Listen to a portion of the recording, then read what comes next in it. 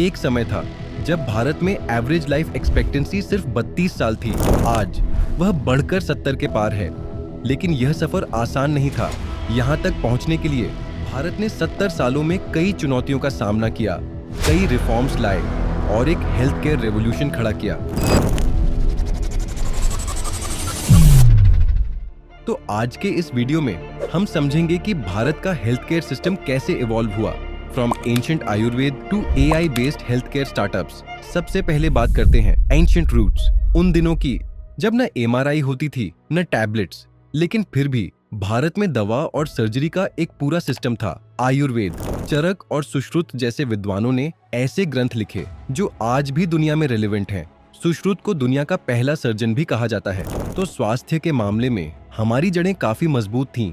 British era, फिर आए Britishers, उन्होंने हॉस्पिटल्स और मेडिकल कॉलेजेस बनाए, लेकिन यह सब ज्यादातर उनके फायदे के लिए था, आर्मी के लिए और सिटीज के लिए। ग्रामीण भारत उस समय काफी नजरअंदाज किया गया। कलकत्ता, बॉम्बे और मद्रास जैसे शहरों में ही मेडिकल इंफ्रास्ट्रक्चर डेवलप किया गया था।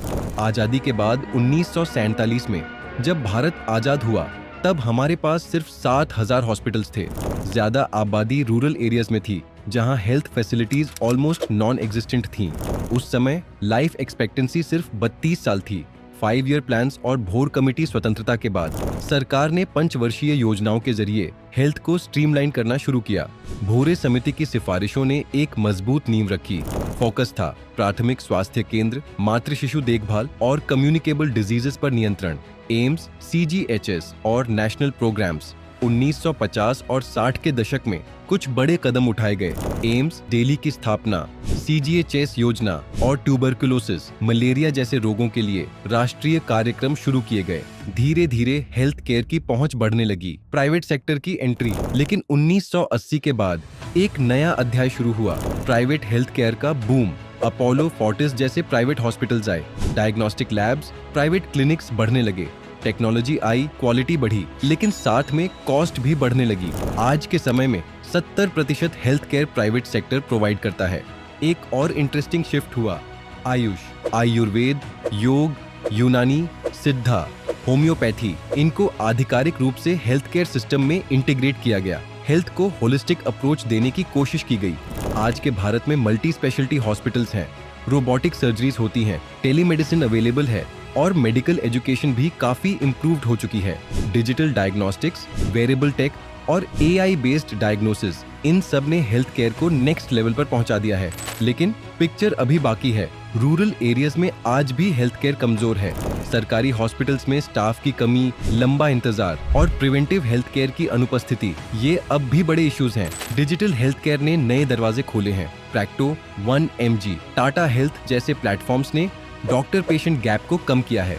आयुष्मान भारत, डिजिटल मिशन जैसे इनिशिएटिव्स ने हेल्थ रिकॉर्ड्स और एक्सेस को स्ट्रीमलाइन किया है। आज भारत सिर्फ अपने लोगों का नहीं, बल्कि दुनिया के लोगों का भी इलाज कर रहा है।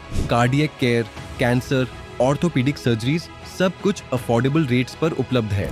आयुर्वेद और योग का ब्लेंड भी ग्लोबल पेशेंट्स को अट्रैक्ट कर रहा है। इसीलिए भारत एक उभरता हुआ मेडिकल टूरिज्म हब बन चुका है। आयुष्मान भारत पीएमजे स्कीम ने 50 करोड़ से ज्यादा लोगों को 5 लाख रुपए तक का हेल्थ इंश्योरेंस दिया है। हेल्थ एंड वेलनेस सेंटर्स बनाए जा रहे हैं। मिशन इंद्रधनुष, फिट इंडिया मूवमेंट और ईट राइट इंडिया जैसे कैंपेन्स हेल्थ अवेयरनेस को गांव-गांव तक पहुंचा रहे हैं।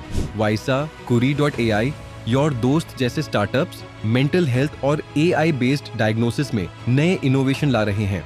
हेल्थ केयर अब सिर्फ हॉस्पिटल्स तक सीमित नहीं है, बल्कि आपके स्मार्टफोन तक पहुंच चुका है। तो दोस्तों, 70 सालों में हमने हेल्थ केयर की एक लंबी जर्नी तय की है। जहां एक समय पर डॉक्टर्स की भारी कमी थी, आज हम एआई से डिजीजेस डायग्नोस कर पा रहे हैं। लेकिन असली सफलता तब मानी जाएगी जब गांव के एक आम आदमी को भी वही हेल्थ केयर सुविधाएं मिले जो एक शहर के व्यक्ति को मिलती हैं। हेल्थ फॉर ऑल, यह सिर्फ एक स्लोगन नहीं, बल्कि एक मिशन बन जाना चाहिए। अगर आपको यह वीडियो इन्फॉर्मेटिव लगा हो तो लाइक कीजिए, शेयर कीजिए और चैनल को सब्सक्राइब करना न भूलें। आपके शहर में हेल्थ केयर की स्थिति कैसी है, कमेंट्स में जरूर बताइए। मिलते हैं अगले वीडियो में एक नए टॉपिक के साथ।